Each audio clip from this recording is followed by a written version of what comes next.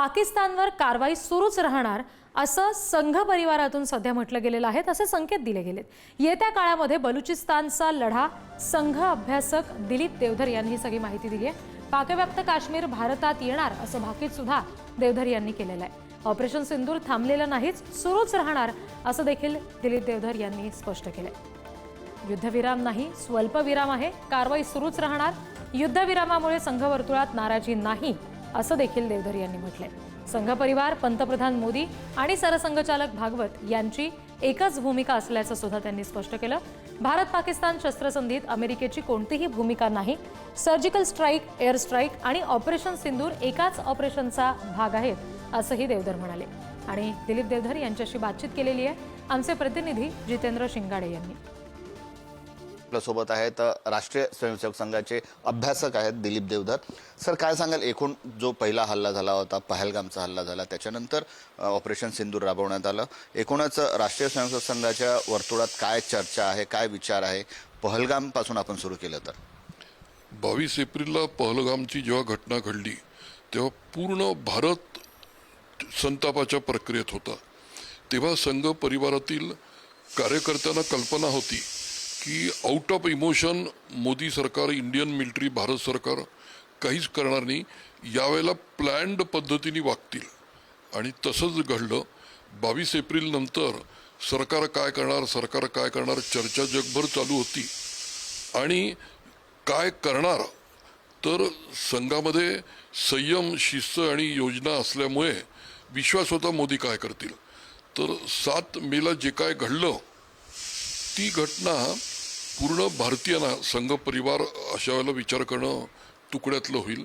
पूर्ण भारतीयांना, जगातल्या लोकांसाठी तो एक सुखद धक्का होता। मग पहिल्या दिवशी टेररिस्टचं घरात घुसून कंबरडं तोडण्यात आलं, ते हायटेक अटॅक होता। दुसऱ्या दिवशी जेव्हा इंडियन मिलिटरी बेसिसवर आणि जनतेवर पाकिस्ताननी हमला करायचा प्रयत्न केल्यावर पुन्हा इमॅच्युअर लोकांमध्ये कॉमेंट होती की आता POKवर हमला करा आणि संघ परिवारातले अनेकांची मागणी होती, अनेकांच्या देशवासियांच्या देखील भावना होत्या। आपण सगळीकडे पाहिलेल्या आहेत की आता POK किमान आपण हे करा, कोणी म्हणायचे पाकिस्तानचे 3 तुकडे करा। हे सर्व इमोशन पोटी बोलत असतात। जे मिलिटरीमधले अभ्यासू असतात किंवा जे संयमी लोक असतात ते असं टोकाचं बोलत नसतात, त्यांना माहीत असतं फेज वाईज काम होतं। त्यामुळे जनतेच्या मनामध्ये टोकाचा विचार करणं हे जनतेचं सायकोलॉजी आहे। पण संघ कार्यकर्त्यांच्या मनामध्ये, मिलिटरी एक्सपर्टमध्ये अशी कोणतीही भूमिका नव्हती। त्यांना योग्य वेळी योग्य गोष्ट, 7 तारखेची जी गोष्ट होती ती प्लॅन्ड होती। 8 तारखेची जी गोष्ट आहे तर 8 तारखेला पाकिस्ताननी जे काय केलं, आम्ही तुम्ही जे कराल त्याच्याहून डबल उत्तर देऊ या टेक्निकनी पुढचे 15 ठिकाणी एअर बेसेसवर हमले झाले। त्याच्यानंतर सुद्धा सीजफायर नंतर सुद्धा काही कामं झाली, तर त्याच्यानंतर सुद्धा जे अटॅक झाले तर हे फेज वाईज आहे। हे जुन्या काळचं युद्ध नाही आहे, हे ज्ञानयुग आहे, 21वे शतक आहे। इन्फॉर्मेशन टेक्नॉलॉजीची युद्ध तंत्र बदललेली आहे, त्यामुळे एकादमात सर्व होऊन जाईल आणि 1000 वर्षाचं समस्या 1 दिवसात दूर होईल असं अभ्यासक विचार करत नसतात। सीज फायर झाला, शस्त्रसंधी झाली, मात्र शस्त्रसंधीवर अनेक देशवासियांनी देखील बोलून दाखवलेले की आपल्याकडे एक सुवर्ण संधी होती पाकिस्तानवर आणखी चांगला हल्ला करण्याची किंवा आणखी पाकिस्तानला नमवण्यासाठी। मोदींनी जगामध्ये युद्ध नव्हे बुद्ध ही भूमिका घेतलेली आहे आणि मोदींबद्दल जाऊ द्या, पूर्ण भारतीयच लोक हे अहिंसक वृत्तीचे, पण जेव्हा त्यांच्यावर हमला होतो, अटॅक होतो, तेव्हा अहिंसेचा खरा अर्थ ते समजून देतात। त्यामुळे अनेक गोष्टी होणार आहे। मी पहिलेच सांगितलं की जगामध्ये कोणत्याही गोष्टी एका दिवसात पूर्ण होत नसतात, अल्टिमेटली ते अनेक गोष्टीतून गोष्टी घडतात। सीज फायरवर संघ वर्तुळात काय विचार?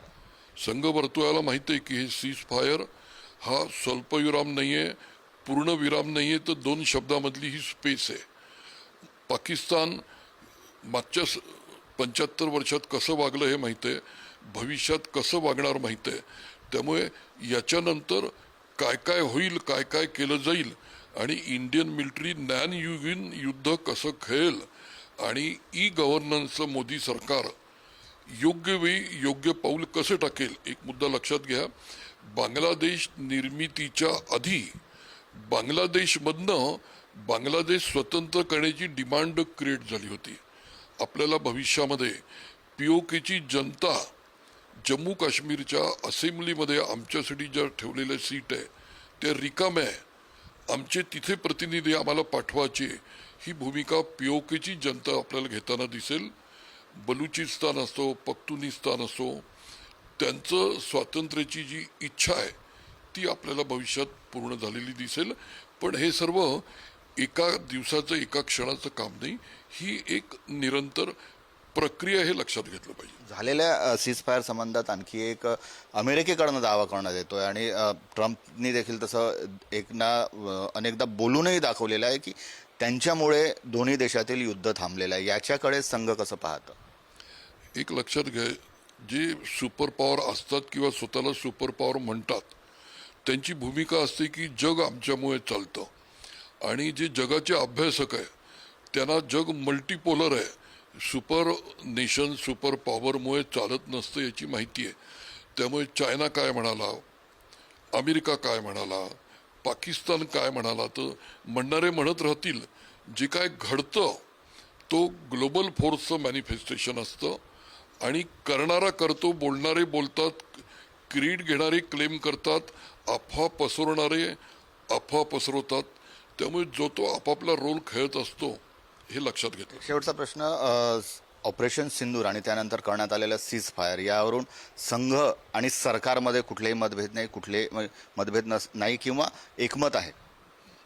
ISI एजंट जगामधले, पाकिस्तानमधले आणि भारतामधले अफवा पसरवतात आहे.